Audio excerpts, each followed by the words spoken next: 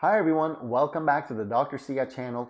In the video here today, which is a video series where we're looking at self-criticism from the perspective of avoidant attachment, disorganized attachment, and ambivalent attachment. If you haven't checked out my videos on avoidant and ambivalent attachment yet, please do so and I'll link them up there for you somewhere.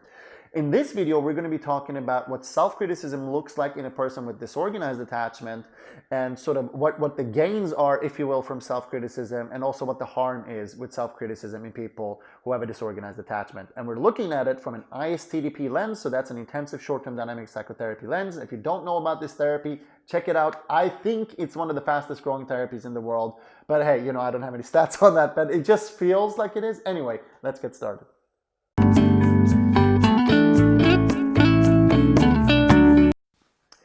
Hi, all right, okay, so I was about to say hi again. All right, so let's get started.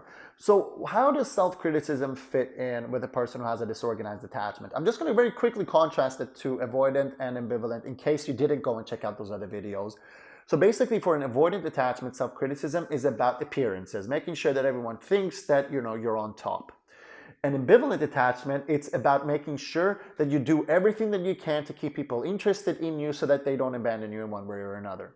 And in disorganized attachment, briefly, self-criticism is about making sure that you are hurt, making sure that you are abused, making sure that you're close to the source of danger and threat and violence as much as possible. So what does that really mean? Why is that the case? Well, for disorganized attachment, if you don't know this already, please check out some of my other videos where I explain what the disorganized attachment is. Just check out my channel and you'll see I have so many videos about disorganized attachment. In essence, what it's about is that the person has to be hurt. So they've found safety in their childhood by making sure that whatever external abuse was happening to them, that they sort of mirrored that abuse partly within themselves. So what is then self-criticism about for a person who has a disorganized attachment? Well, self-criticism is very much about making sure that they are really close to the source of abuse. So self-criticism, and I know it sounds really complicated or it sounds really terrible, and it really is, believe me. Really what happens is when a person who has a disorganized attachment self-criticizes, they self-criticize when they tend to do things that are healthy. Yeah. So when they do things that are good for them, that are nurturing for them, that are good for their self-care, for their well-being, that's when their self-criticism kicks in.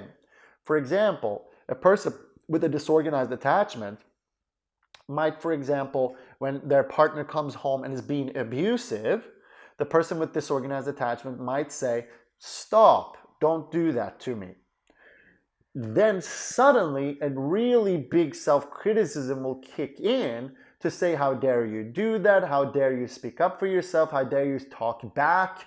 You shouldn't have done that. You should just cop with the abuse. Next time, learn to better sit and just hold on and cop it." So in that sense, self-criticism for a person who's disorganized is about making sure that they don't do anything that's healthy for them, that they don't fight against abuse, that they in fact go closer towards abuse, and self-criticism will kick in anytime that they are distanced from abuse. So what does then self-criticism do externally? If we look at a person who has an avoidant attachment, it seems like self-criticism gets them success. It looks like for ambivalent attachment, it gets them cared for by other people. What does it do for a disorganized attachment from the outside? Well, from the outside, it looks often that a person who has a disorganized attachment, it looks like they are successfully able to be in caring, meaningful, loving relationships, that they are somehow cared for. But actually, when we look deep down inside, there's often a really big veil that covers all of the abuse and all of the pain that goes on in those relationships. So you might look externally and it looks, look here, see, I can be taken care of, I can be nurtured. You might go, "Oh, great, okay, well that validates all that self-criticism then." But then if you look inside, you'll find that there is a lot of hurt, a lot of pain, a lot of perpetuation of that idea that they actually are never to really be safe, that safety is danger and danger is safety. They got it all mixed up and disorganized. So really what you see inside is this perpetuation, this ongoing, this maintenance of constant hurt and pain.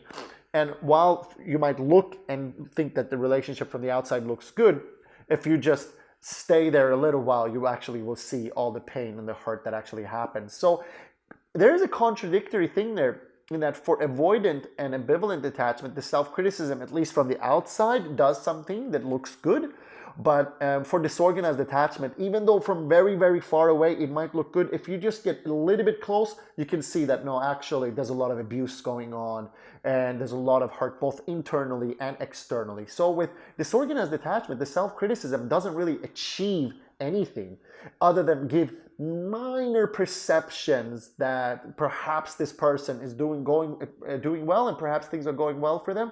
But if you just stay, if you just hover around for a little while, you see that no, the abuse is everywhere. The problems are external, they're internal, they're everywhere. The person just gets hurt. They just have to be close to pain and hurt all the time. And the self-criticism achieves that, because as soon as the person with a disorganized attachment does anything that is healthy, thinks anything that is healthy for them, feels anything that is healthy for them in the long run, the self-criticism will kick in and sort of say, how dare you, you shouldn't do that, do something else. Improve yourself in a way so that you never sort of do those things again. I hope this video was educational for you. I hope you liked it. Please comment, please subscribe, please press that bell button. Let me know what you think. If you enjoy these videos, go on to @Dr. Sia on Instagram, where I also have an Instagram channel and I post about these things. So anyway, I hope you enjoyed. I'll see you again next time. Bye-bye.